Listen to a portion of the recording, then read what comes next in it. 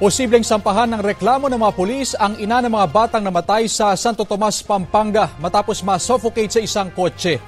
Yan ay kung mapapatunayang may kapabayaan ang nanay ng mga bata.